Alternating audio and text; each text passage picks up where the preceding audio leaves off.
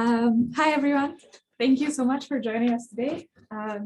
It's really great that we're able to do these in person again, to see some of you in the room and hopefully more of you on Zoom. My name is Rujna Katta, and I'm a PhD student at the OII. I'm here to introduce our speaker today. Before that, I just wanted to briefly contextualize the talk that we'll be hearing. Alongside my PhD, I also work at the Fairwork project, which is an action research project based here at the OII and the Weizsäbe Berlin Social Science Center. Professor Mark Graham, who I'm sure you all might know, is a professor here at the OII and also the director of Fairwork. So at Fairwork, what we do, our main aim is to try to improve the working conditions in the global platform economy, or more accurately in platform economies around the world. So through our global network of researchers, we evaluate working conditions at major digital platforms like Uber and Deliveroo, and we rank those platforms based on 5 principles of fair work. So we currently do this in around 25 countries across 5 continents. I research platform work in my PhD as well. So one thing I've realized when I've been doing my literature review is that in platform work research, there's a tendency to conceive of the platform economy in absolutes, in being quite comparable and homogeneous across different contexts. And often researchers tend to extrapolate knowledge and theories derived from experiences in countries of the global north to the whole world. However, there's a great many preconditions that shape how the platform economy looks in different contexts, such as particularities relating to the histories of colonialism and globalization, or present-day political, institutional, and regulatory contexts. So while we often do talk about the platform economy as one thing, its specific articulation in different contexts and geographies looks quite radically different, meaning that there are actually a great many platform economies all over the world. So that is, the experiences, practices, and labor processes within platform economies are far from homogeneous. So today we're really lucky to be able to learn more about platform labor in China and Hong Kong. I want to say a little bit more about our speaker. I'm really excited to be welcoming Dr. Chris King-Chi Chan today. Chris is the co-principal investigator of Fairwork in Hong Kong. He's also an associate professor at the Chinese University of Hong Kong's Department of Sociology, as well as the director of social innovation studies there. He's worked previously as a labor organizer before completing his graduate studies at the University of Warwick. His research interests include labor, civil society, social movements, and social development, with a specific focus on Hong Kong and mainland China. Chris is the author of a book called The Challenge of Labor in China: Strikes and the Changing Labor Regime in Global Factories. He's also published many papers in journals such as China Quarterly, Journal of Contemporary Asia, British Journal of Industrial Relations, and the ILR, the International Labour Review. Chris also works closely with trade unions, NGOs, and activist groups to promote labor rights and social equality. So with that, I want to hand over to Chris. Thank you. Yes. Yeah, thank you. You have a very kind introduction. So it's my great honor to do the presentation here. In this year, I was away from my university and visiting some different universities in the UK and Europe. So my presentation today, we're talking about the platform labor in Hong Kong and China. So just take a second. Yeah, how to? Is it all working?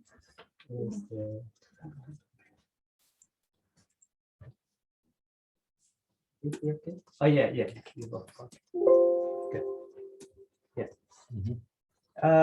I'm from industrial sociology and other industrial relations background. Make it full So we just need to make it full screen. We know that digitalization will have a great impact on the world today. But this topic is also a bit new for me. But in the past more than 1 decade, my major focus is on this migrant worker, the factory regime in China, and also the labor movement in Hong Kong. But I want to say that, okay, the presentation I want to do today with some of the research I'm now doing in Hong Kong, my career. So it's also a continuation of some of my previous research in China and Hong Kong. So I start with this slide to talking about the importance of China on platform economy. So you can take a look on this table in the middle. So nearly 10% of the workforce in China are now employed in the so-called platform economy. It's much higher than, for example, UK, 4%.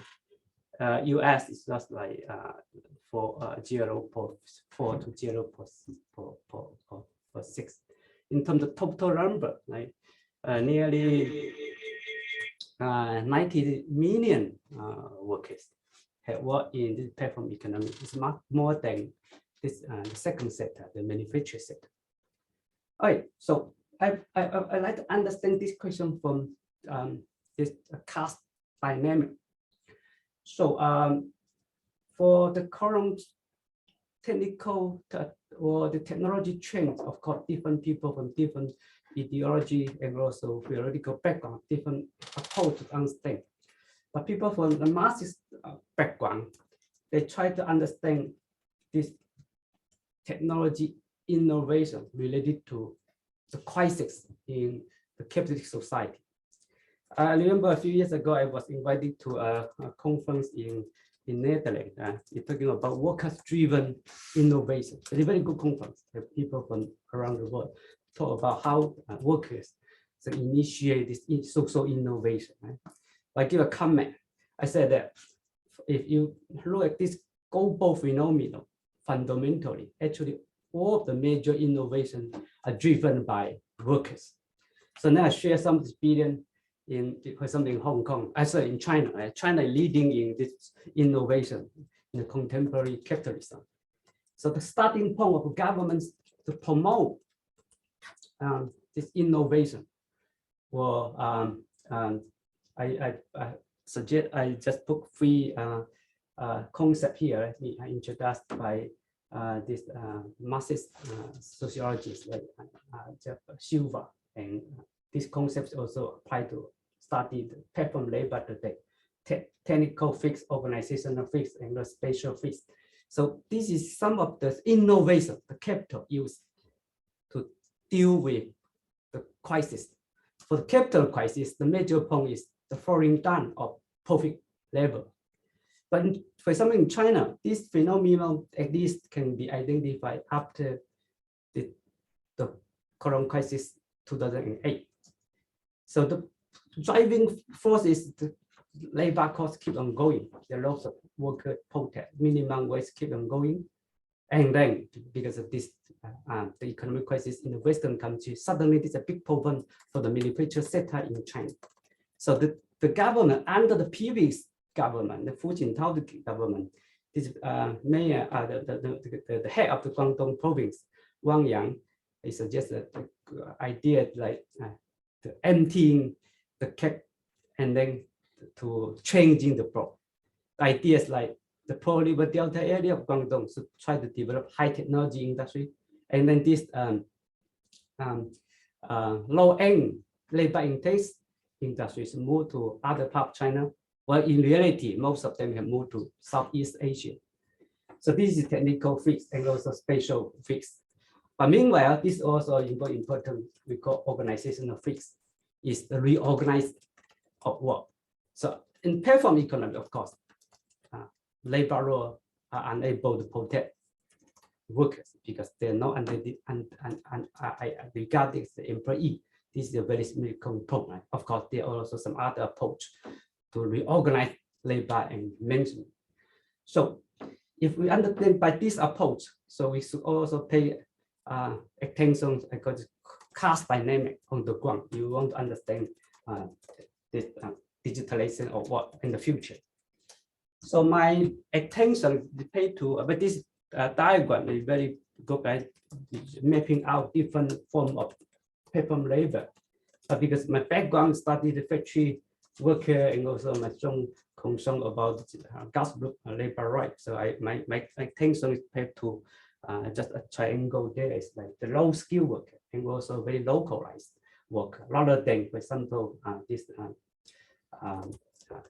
engineer working for Huawei. Probably this different stories. We have no cover in today's presentation. Okay, for this low skill gig worker or gas group worker, we look at this literature based on the our observation, I summarize some of the key problems, right? And this 5C. One, we don't have employment contract. Secondly, okay, lots of campaigns about the management control. And then, okay, workers, the company have to compete, which is and then this competition is also driving to workers. Different background workers, they also have to compete with others.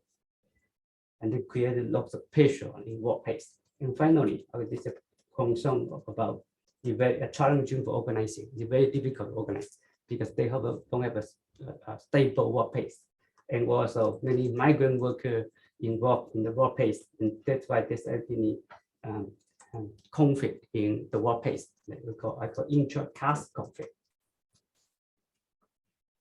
All right, so but what's the next? What's the future? Right? It's different career from different disciplines, introduce different concepts, understand the future. Of course, politically, I mean, that's things different, right? And this guy standing, which is the professor of study in SOAS, right? He is regarded as economic, but his book is very popular book. It's more beyond the specific discipline. Introduce the concept of precariat. Precariat is a new caste. It's different from the working caste in the past. So the precariat caste will bring rise to some of the left or right-wing popular politics around the world. This is why he can be a dangerous caste. Okay, economics, sociology, which is influenced very much by the Polanyi perspective. They try to understand how the market is also embedded in different cultural, social, political, and institutional background. For the Fairwork project, it's very interesting. I studied in 26 countries. This is very good, right? To compare the legal institutional context of how to have an impact on the market. And then the labor geography. So this is, for me, is like the most exciting scholarship of labor study nowadays by labor geography scholar. So we suggest the concept of labor agency, including individual and also collective agency. And the labor sociology or labor movement field, there's lots of literature about workers' power and to what extent the digital labor is able to be organized. This is some of the perspective I put in the point of departure. Again, for the presentation, first of all, I will introduce, I will apply the 5 principles of the Fairwork program and evaluate and compare the working conditions of food delivery workers in Hong Kong and China. In our Hong Kong study, we also study goods delivery and also these care workers. But in China, in order to compare China in order to count consumption, I just pick up one specific sector as a sample.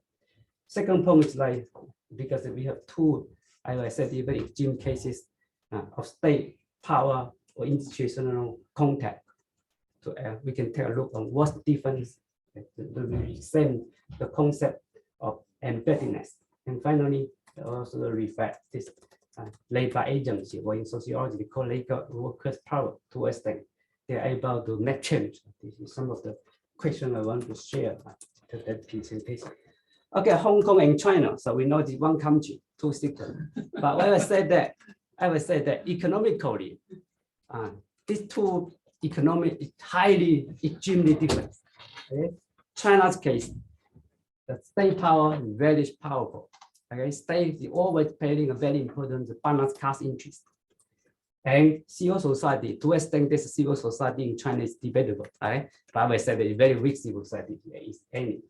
And workers' right to strike and freedom of associate are totally denied in China's context. But in Hong Kong, because the colonial history, of course, politics in Hong Kong will all change. But until now, because the history, Hong Kong civil society is, I would say that the Asia is quite powerful, quite strong. And also right to strike and freedom of association is quite well protected by the legal system. But in Hong Kong, the case, the state is comparing to business or capital is significantly weak. Okay, they adopt the so-called non-interventionist approach to industrial relations. This is the old British tradition. UK today probably know it, dealing with industry problem by this way, but in the past probably yes. Very rich state and the capital is very powerful. Right? So that's why I mean it's very good, right? These two contact and to think about how this market is embedded in different legal and institutional context. Okay, China start with 3 major key pair and then end up with 2 now.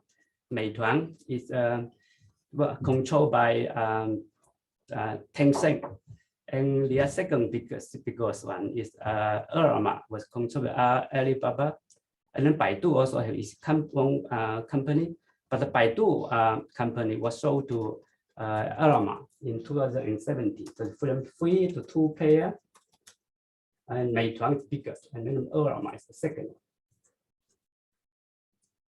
So the Hong Kong is similar. You also have started 3 major pair, but now it's just 2, right? Because last year, Uber is declared that they were leaving Hong Kong's market. So now it's just 2. In the future, will be just 2. The Deliveroo, which UK company, is number 1, and Foodpanda is number 2 from Germany.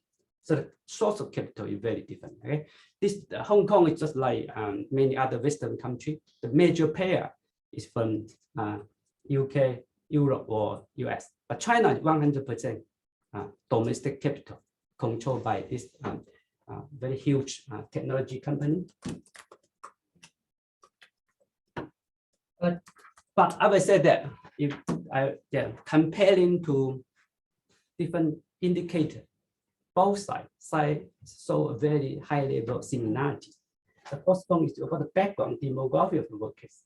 So I say one of the ILO research report, published ILO report also has the other source of data. So you can see that 2 major interesting points. The first interesting point is in terms of age. Most of the workers is post 80s, probably is like 30 years old, 40 years old.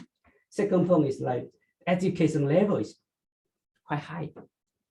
66% is high school or above, and 16% is higher education, bachelor degree or sub-degree or above. But this is also shared by Hong Kong's our own survey in Hong Kong. In our own survey, 83% of the workers below 40 years old. And also education level is very high. 28% is bachelor degree or above. Some of them are students doing part-time. And 90% complete the secondary school education. So this is probably, especially the case of China, is probably different from our earlier imagination or Chinese migrant workers, because these workers was 85% of Chinese case is they are rural migrant workers, but their education level is quite high. And in Hong Kong's case, this interesting ethnic dynamic is in Hong Kong, because the British rule, the history of British rule in Hong Kong, just like 1%, around 1% of our population is South Asian. But okay, if you take a look on this food delivery industry, because some of the workers have a mobile, right, to deliver the food, and some of the workers know, right, we call it worker or use the bike or cyclist. For the motorcyclists, 40 to 70% of the worker is Southeast Asians. So this is also, I think probably is different. It was similar with UK's context. I know in UK's context, most of the food delivery workers are coming from Brazil. So in Hong Kong, right, most the South Asia African minority have a very strong proportion.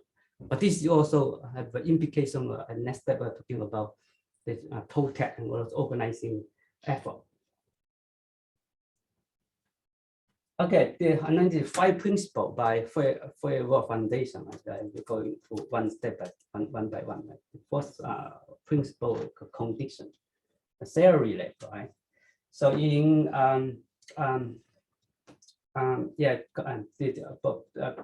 the key problem actually it's not about salary. So for salary, more or less, they actually slightly higher than if you work in other sector. For example, Chinese migrant worker, you work for in a factory. So it's more stable. And also, of course, nowadays, everybody have a labor contract. And also they have also, most of them also have contributed to social insurance. They are a little bit protection. But of course, in the food delivery industry, no, I guess this is the key problem for workers, no insurance, no contract. Hong Kong is also very similar. Okay, this is one of the key campaign from the workers. And the contract, yeah, and also very similar in Hong Kong in China's case. When this company start their business, actually they employ workers directly, probably just to stabilize the workforce, to set up the company. Okay, they just introduce direct employment. And then after a few years, in China's case in 2017, in China, in Hong Kong, it's 2015, they changed to the other pattern of relationship with the workers. So in China, they use this third-party agency. As in some cases, employ workers. Most of the cases also this agency sign service contract with workers. In Hong Kong's case, they just force the workers to sign the business contract, protected by the labor law. For example, they pay no guarantee to be the labor minimum wage. And the management, right? It's also in both China and Hong Kong. Right? You can see the leading company introduced a promoting system, a rating system. Okay, if you work harder, your performance better, you have a long team working hour, you can deliver more order, so your ranking is high, and then you can get the good order easily. Otherwise, okay, yeah, good order will just send to the other colleague as well. So I mean, this is some management pattern. I mean, to drive the workers to work as hard as possible. And also, of course, workers have to compete with each other to get the order. And one other interesting point is like in Hong Kong, this food painter, they also outsourcing the customer service to Southeast Asia. And the interesting point, this was one of the major campaigns from the workers. Why? Because if workers have any problem reflecting the company, they have to go through this customer service. And then, of course, this staff in the customer service is far away from Hong Kong. They don't know what we are talking about. The response is very slow. This is also always one of the major campaigns from the workers. And then representation, okay, in both sides. Of course, there's no direct union right in workplace. But in China, of course, this self-organizing will be strictly suppressed. So I will go to discuss this issue at the next step. But trade unions, or visual trade union, they under different pressure, right? They try to introduce different policy or different initiative to protect the workers. But the Chinese unionism, they are to protect workers is to provide service. For example, in Guangzhou, right, this union office, they try to create a space in community to provide hot water, medicine for workers. This is some union work. Right? They were not represent the workers directly and reflect workers' grievance to the management. In China, in Hong Kong's case, okay, union try to help the workers, but the bigger union, I mean the Democratic Union, closed down last year because of the political pressure, and the company tried to introduce the they call this district ambassador scheme, paying the role the workers' right. But in reality, okay, they are paid by the company. So the many workers will complain about that. They are unable to pay in the role. So this, okay, so we can say that more or less It's very similar, no much difference. And then there are lots of protest, okay, in both sides. In China side, I rely on the data from this labor NGO, China Labor Community, because there's no any official data about protest strike in China. This table in the middle showing the case of food delivery strike. So you can see that 2020 probably is because of the pandemic. So the number reduced significantly. Otherwise, it's maintained in a very high level. And 2008, 2009, especially high. One of the major reasons for this two major companies, they introduced the policy to reduce the order fee. So they changed the employment relationship firstly, and then secondly, they try to reduce the order fee. So that's why the lots of protests against the pay issue. And this diagram is more about the major demand of food delivery workers. This red line is about salary or income issue. It's required pay right, or in some cases, again, companies initiate to cut the salary. This one is about unpaid salary, unpaid wages. So in Hong Kong, of course, there's no unpaid problem, but in China still have this kind of problem. One, because they organize the worker for agency. The agency can be very small agency. Okay, it's possible, right? But the problem unpaid salary, unpaid wages. And finally, this is the yellow line about management issue.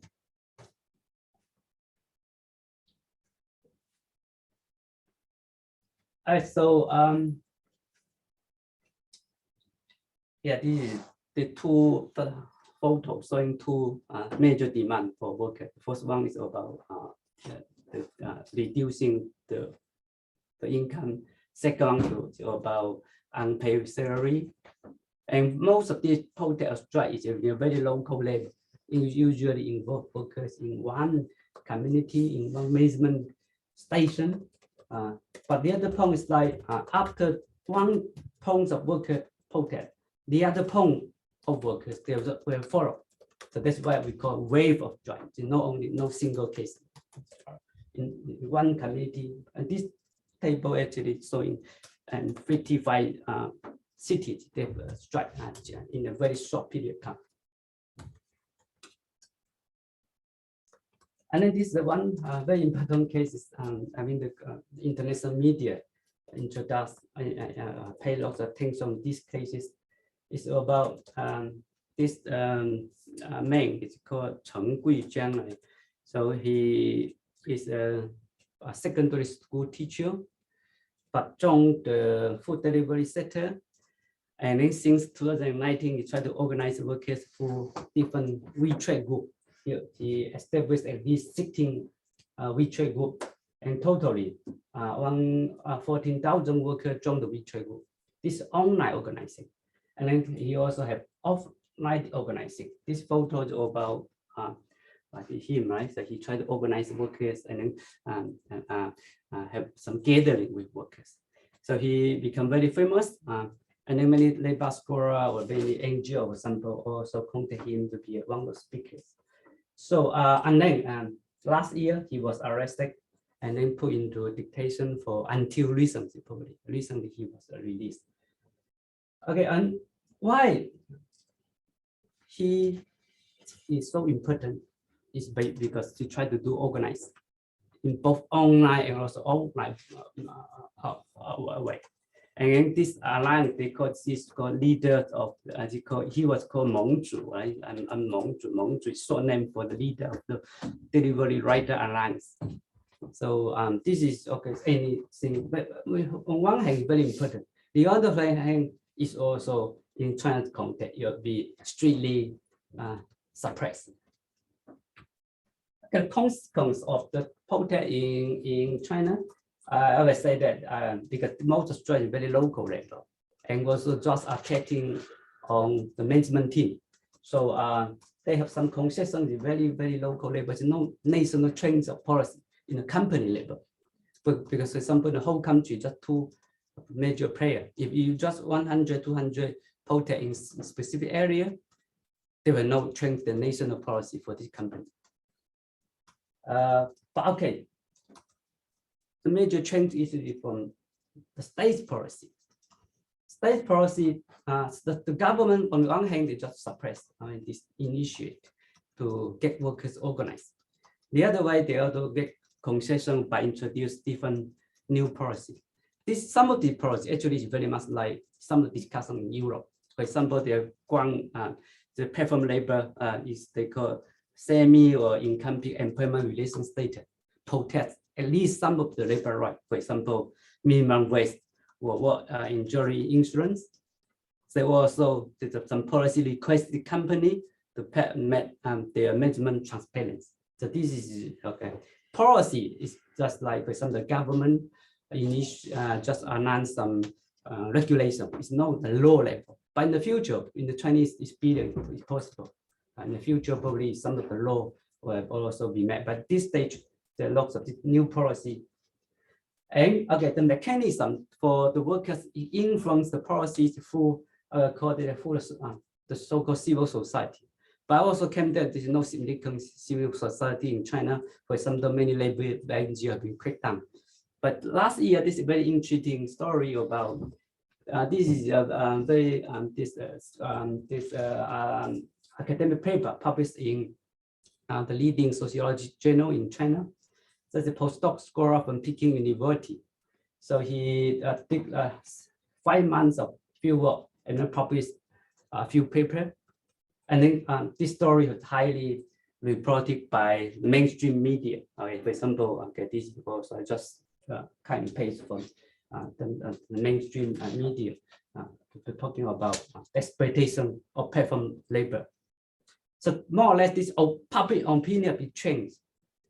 And the public opinion will also have some implication for policymaking. Okay, the government is still trying to take this issue seriously. In Hong Kong, in very similar cases, Hong Kong doesn't like China. China is always have this migrant workers strike. In Hong Kong, strike is very rare. That's why if we're talking about the past 2 to 3 years, there are 5 or 6 strike took place among the food delivery workers. This is very significant already. But the key issue is also two. One, pay income. Second is also some of the management practice. And this South Asia workers is taking a leading role in many cases. The first case is delivery worker 2020. So lasting 4 days, and finally the company give, I think it's like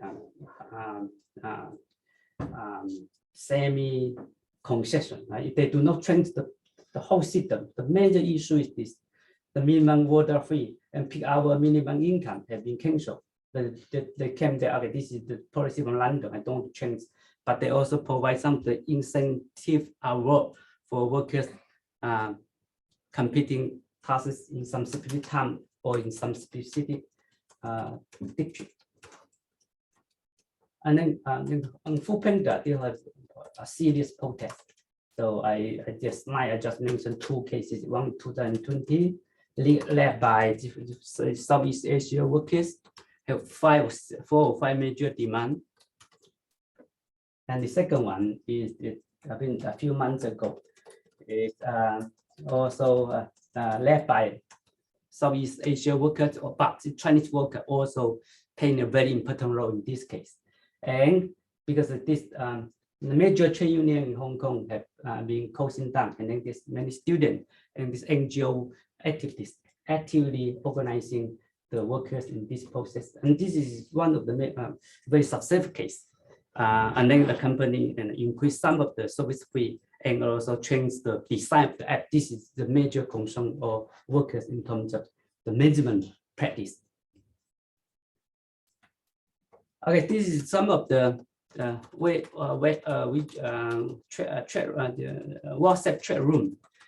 So what very impressive to me is like, because this probably some India or Pakistan language, right? I don't think that.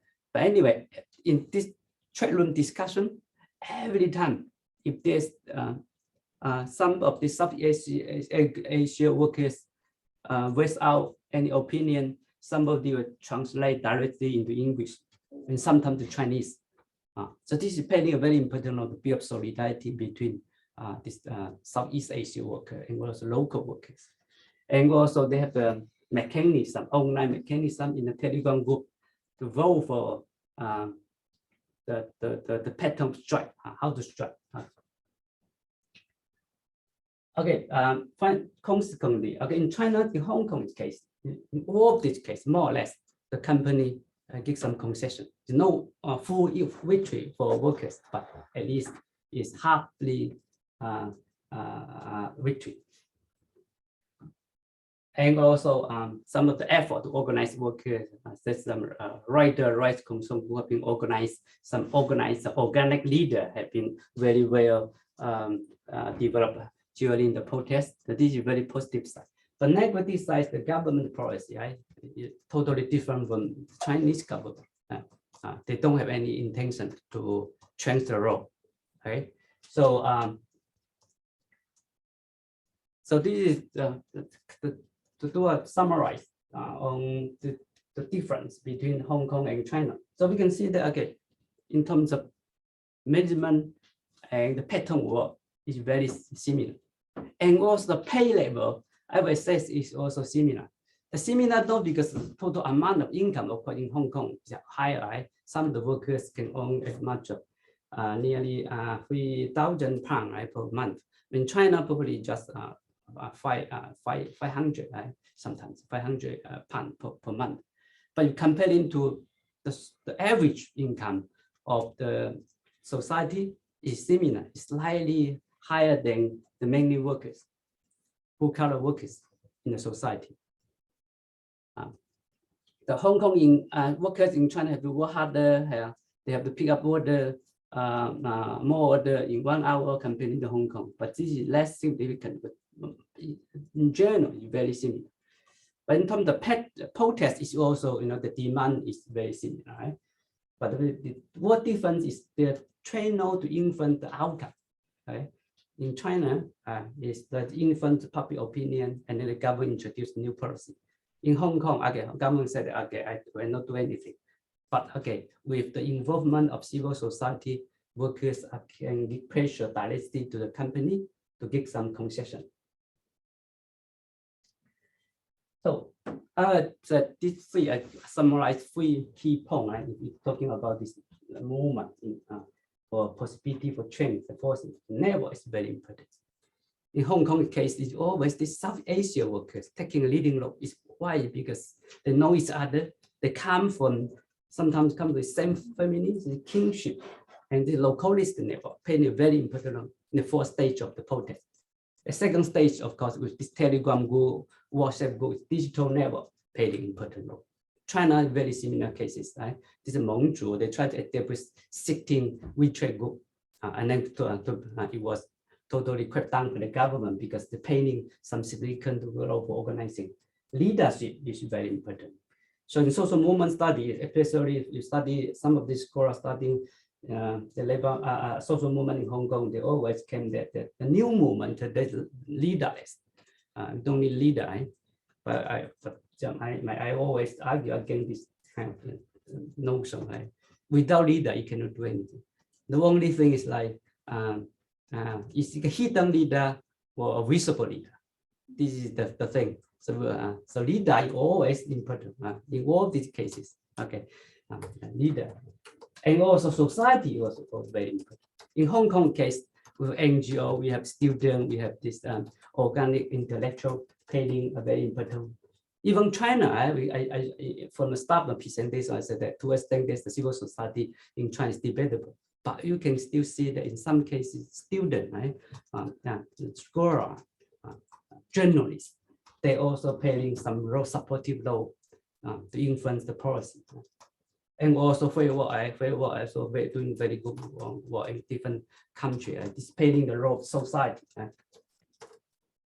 And okay, so by conclusion, it reflects a number of concepts in this labor study for economic sociology. I bring out the concept race to the bottom, which is one of the key issues for study labor under globalization in 1990s. It's, of course, the China story very much rejects the notion of race to the bottom. In the past 20 years, Chinese workers' salary keep on going up. That's why many companies forced to leave the country. But I also observed that some of the problem, for example, last year, there's a worker set fire on himself. So this kind of issue can only happen in very early stage of industrialization. So it's like in China in 1980s, 1990s, there are lots of protest and discipline, set fire on himself or herself, or go up to the head to the top of the building and threaten to be dropping down. But this kind of individual protest, we can also see in platform labor cases.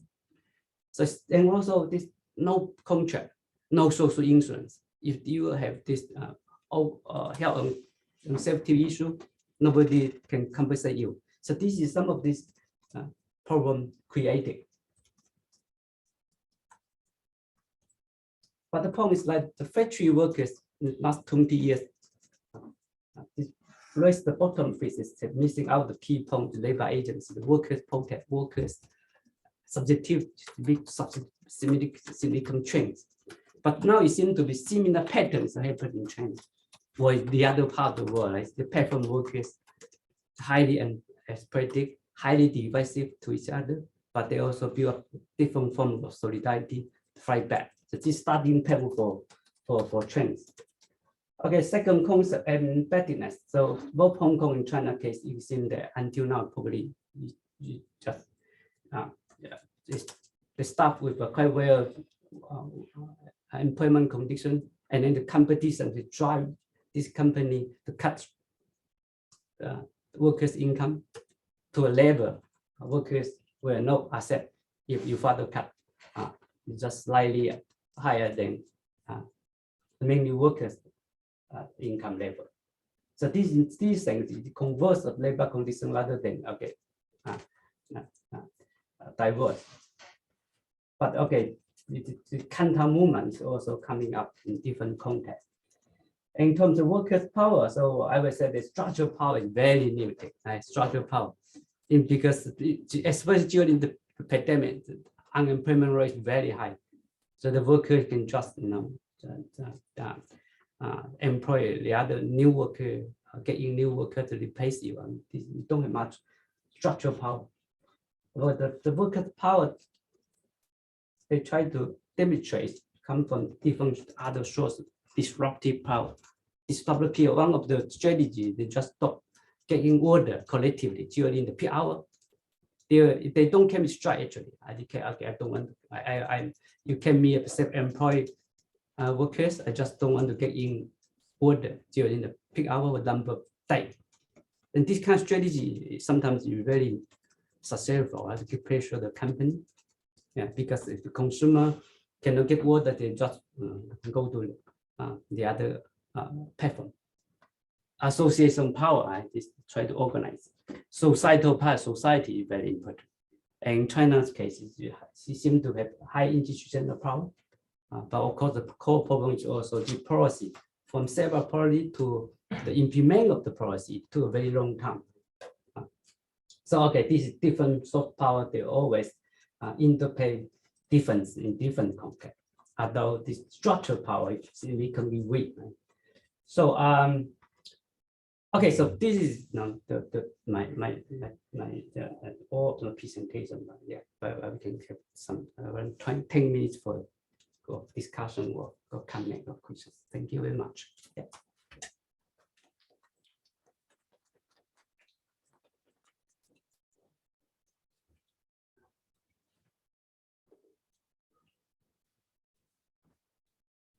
The ball to roll.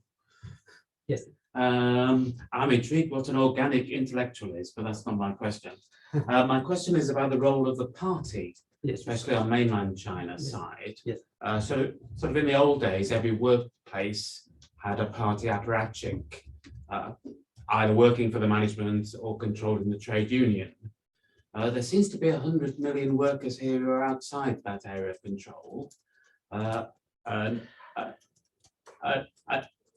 I wondered if the party were organizing themselves in order to take control of these workers.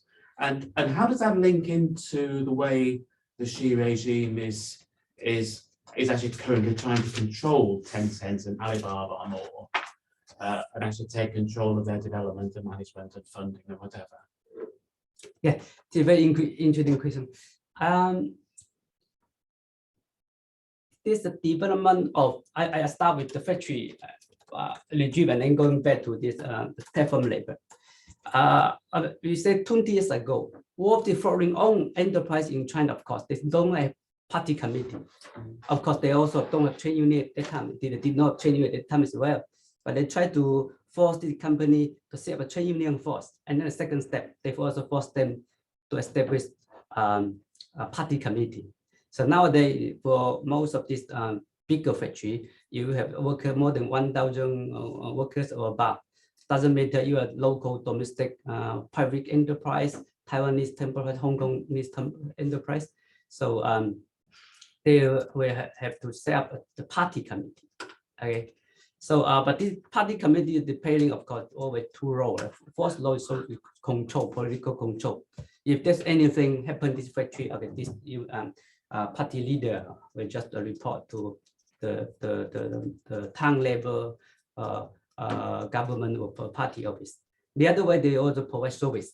Okay, in so many factories, the party state sponsor huge money for the factory to establish a big worker service center. Sometimes they call party mass service center. 党群服务中心, the party to directly service the workers. Okay, but for the platform economy, they haven't started process yet. But for direction, if we see this party state strategy to control the labor relations, we can expect that probably next step is possible. Right? It's possible, right? But I haven't heard about the platform labor or to have to join the party. Also, they have a party committee in this local level. But yet in the manufacturing sector, actually they did it very well. Actually, Yes. Or is there any evidence that those multiple strikes that happened in China since 2017-18 have anyhow influenced the change in the policy of the government that you mentioned? And if you could just mention a few more words about the outcome of those strikes, if it's known whether they were most successful, most not successful, resulted in any negotiations with the companies or with anyone, what was the kind of their level of disruption, whatever. Is there any more summary we can learn from those events, especially 2018-19, where there was a peak, right? It's very interesting. Yeah, and the evidence, this is difficult to say. So for the first point, we don't have opportunity to interview the government officer. Second point is if even you interview them, they will not say I have pressure because from workers. But it's quite clear that different level of government and also different level of training, they took this issue very seriously. They sponsor different people, for example, to commission some labor rights score, so do research on this question. And most of the cases, it's not only, of course, not only protest or strike. Sometimes it's also some very iconic problem. Like for example, I just mentioned workers set fire on himself, and the media will come to report, and then this poor condition of workers will be highly reported and circulate in the media, and then many people will feel sympathetic I mean, this is the other way, you know, the work, Chinese government, they are thinking about some of the policies in the protest that this group of workers. So I will say the indirect, okay, the workers does not, the government does not directly respond to workers' protest. This is slightly, I mean, I have the other research on Vietnam. Vietnam is different. Vietnamese central government, they can send a very high level government officer to talk with strikers immediately. But Chinese government, of course, they never do. They don't do that. Second question is about Outcomes. the outcome. Yeah, I think I would say that. Yeah, they did get something, right? But my major point is like in Hong Kong's case, is, because probably Hong Kong is just a city, right? This policy is also benefit to other people. It's like a company policy, right? But in China's case, it's very local level policy. Just your out is also probably the other problem is outsourcing policy. Outsourcing policy is dominant in China. So okay, if this group worker working for this agency protest, this contractor change the policy, doesn't mean that the other contractor will follow it. They don't need to do that. So this creates some problem. This I said this concession is very localized concession. But of course, sometimes also create problem because the workers learning from experience that if I don't protest or don't strike, my condition will not improve. They just keep on, you know, protest and learning from others' experience. That's why in some specific period of time, this number of strike is very high. I think this is just based on NGO. They collect data from the media and internet. It's fully incomplete. It's no full picture. The full picture, of course, is much higher than I just saw in the table. Yeah. Yeah. Yes, you have a question. Yeah. I think that kind of picks up from what you just said. And you had earlier, we mentioned the precariat and guy standing. And I was just wondering where you think whether platform workers is kind of a distinct class with distinct class interests, or if broader collectivities and solidarities can be drawn, or are there potentials for that? But I think what you were just talking about, kind of very local level strikes in China versus more platform level strikes in Hong Kong, maybe speaks a little bit to that. But I think it also broadly speaks to the fragmentation of labor politics more generally. And I'd love to hear your thoughts about that. Yeah, I think, yeah, if you look at my whole presentation, I don't support this idea of standing, right? So I will say that he's from the post-Marxist tradition. They try to claim that social relations under the new pattern of employment, it totally changed, right? My point is like the social relations actually remain the same. There's no much different. Today I'm researching on platform labor. 20 years ago, I started research on labor and factory workers. Some of the core problems remain unchanged. Contract, right? 20 years ago, Chinese workers also talk about contract. Don't insurance. They sometimes also post individual protest. Okay, they sacrifice on himself or herself. It's very common in the past for the migrant workers. And NGO come in, again helping workers. Today, I told this story is trained to a new sphere we call platform economy. In the past, we end this waste movement. Today, like organizations like Fairwork Foundation are playing a similar role. I realize consumer movement from global civil society to monitor the misconduct of this global capital. So I did not support very much this new cast, which is very different from the past. But right, okay, the key issue is always towards thing. The workplace is divorced.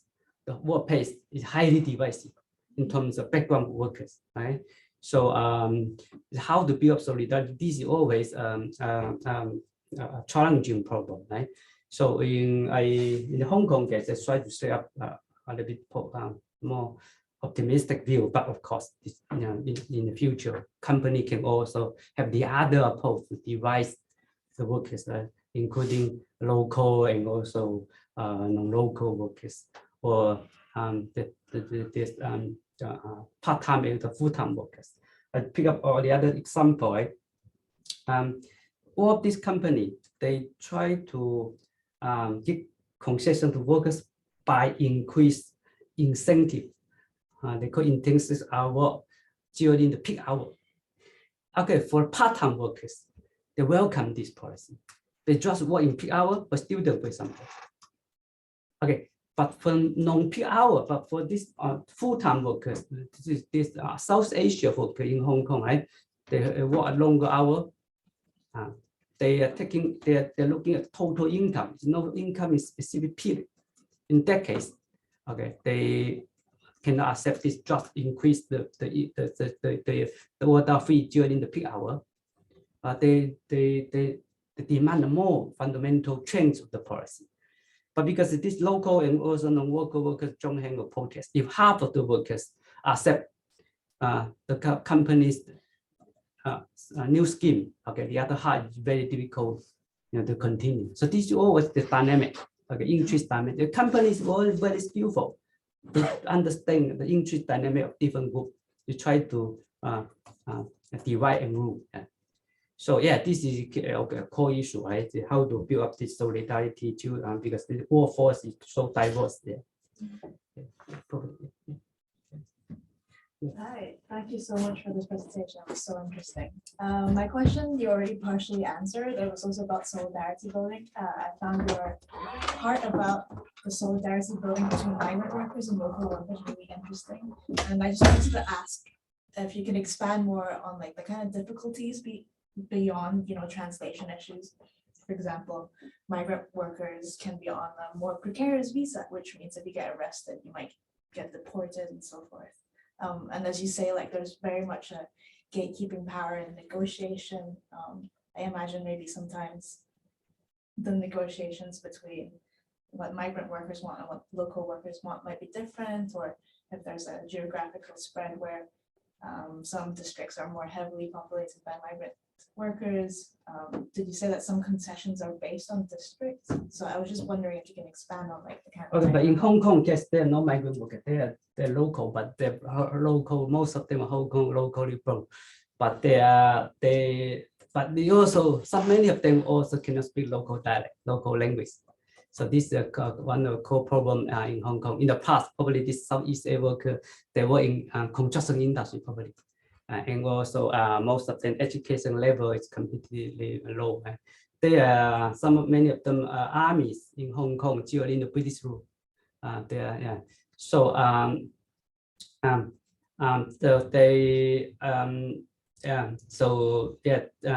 so your questions about how your key questions was on this Southeast worker, right? How they involved in this protest, right? Yeah, because I guess in other protests in Hong Kong, for example, with like sex work protests, there's a lot of division in terms of migrants, especially from different communities. Yeah, I would say that two major points. Right? The first point, probably three points. First point is the learning from experience. Yes, in 2020, 2021, there are quite lots of protests, strike or the other small scale protests in Foodpanda. So from the first protest, actually is mostly most of participants come from the South Asia workers, very limited support from the local workers. But okay, in the last one, okay, just a few months ago, it's really both sides can join hands to each other. This is the experience they learned from the past experience. The second factor probably is just also mentioned the students. Okay, NGO workers try to facilitate the information exchange. Final point I was said is also related to contact Hong Kong, right? In the past few years, because political protest is totally impossible. But this people's sense, people's feeling on the society itself, still lots of grievance. They need some channel. Okay, so for both local and non-local workers. So I saw this poster by workers. So I haven't saw the Chinese version of this strike because I don't have space. But in this poster, interesting thing is that in the English version, they just have 4 points, but the Chinese version made 5 points. Why? Because in this democratic movement, in the past 2 years, in the anti-extradition law movement in Hong Kong, 5 demands, no one less. This is a common slogan for everybody in Hong Kong. But this strike protest was organized by this Southeast workers. But when they produce this Chinese version of this poster appealing to the Chinese workers, they have to use the kind of slogan, which is everybody know of. So this is interesting point, right? And I also, because I joined some of this the kind of group. I mean, everybody can join. This is another problem. Like I said, anybody can join. There were no threat to your identity of researcher, government officer, company people can also join in the groups. So that's why people, all of the people using fake name. So in that group, I would also solve a very interesting problem. It's like this politics in Hong Kong influence very much on the debate discussion within the group. They use the slogan in political movement, although this is totally no political issue. So probably this is the dot home, right? It's changing concept Hong Kong. And even this anti-extradition law movement, this is also a critical moment. The South Asia worker also joined in the camp that we are Hong Kong, we are Hong Kong people, right? This is a very one of the very important points to build a Hong Kong identity. So this is the different trends in political trends, society trends seem to be favored to the solidarity in the workplace in these cases. But of course, this context, external case, no guarantee. In the other context, if this worker involves mainland Chinese worker, probably this different story. Yeah, I'm quite sure that they're unable to build solidarity in the current context. All of the mainstream Hong Kong's people have a very strong sentiment against people from China, right? So this is the other issue. But yes, this is no guarantee, but it seems to be in some specific context. The politics and societal factor, political factor can also facilitate this a workplace solidarity building. So I will not say that this is a cast concern forever, because this is a very high level concept in the experience worker. But again, the workplace solidarity is the first step. Okay, for the organizer or for Just one question Yes. from the people on Zoom, from Yuki now, which probably hasn't been covered. Okay. Can you see that?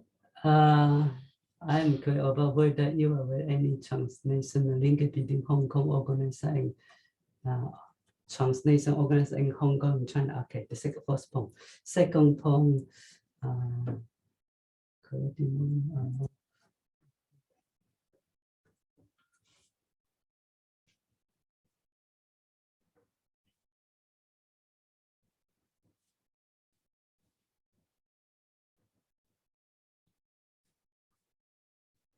okay.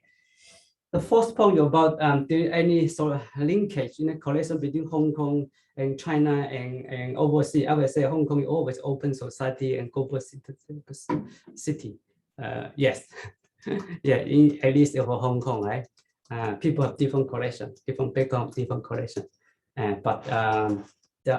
But the situation in Hong Kong is also getting more and more difficult. So some of this correlation probably by hidden, like when speak about in the past. Okay, this Hong Kong playing a very significant role to support workers in China and also in other Southeast countries. So Hong Kong is like a regional center of this civil society.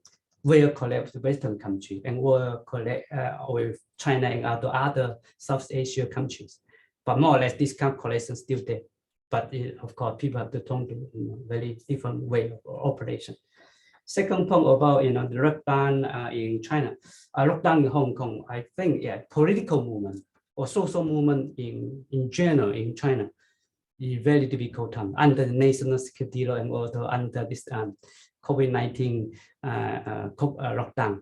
And in the future, in the near future, I am also not very optimistic.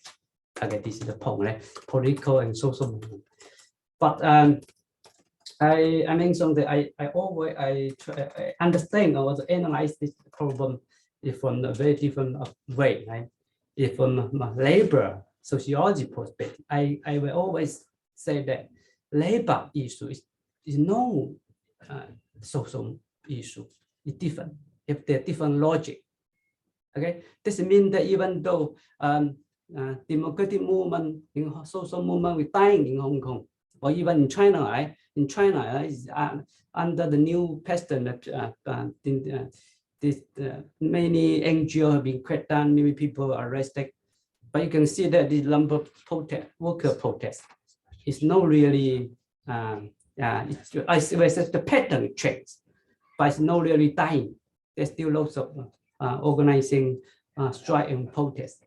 Because this is the demand, economic demand, it's nothing to say with the government. They just, against the company expectation, they just want to have a better life or working condition. There's no political issue. So in China, even though there's political contact has changed a lot, but the economic struggle is still going on. So in the future of Hong Kong, right, for responding to your question, right, I also have a very similar idea, like this labor protest, unorganized, semi-organized labor protest, where we continue, we're no time because of the political issue. But of course, it's more difficult to become a powerful movement. Probably like China today, like very localized protest, rather than a very powerful, strong organizing based movement in Hong Kong in the future. Okay. So yes. So any other question? We have around 10 minutes, but yes, you see any other? I think if it's okay, if there aren't any further questions, we can close and there's a drinks reception waiting for us. So just wanted to say a huge thanks on behalf of UII and Fairwork. This was a great talk. I actually think probably I have some more questions and I would love to continue talking to you outside. So just massive thank you. Thank you everybody for coming, and also thank you for our friend and colleague at home attending this webinar online. So I'm very happy to have a very good discussion with all of you. Thank you. Thank you.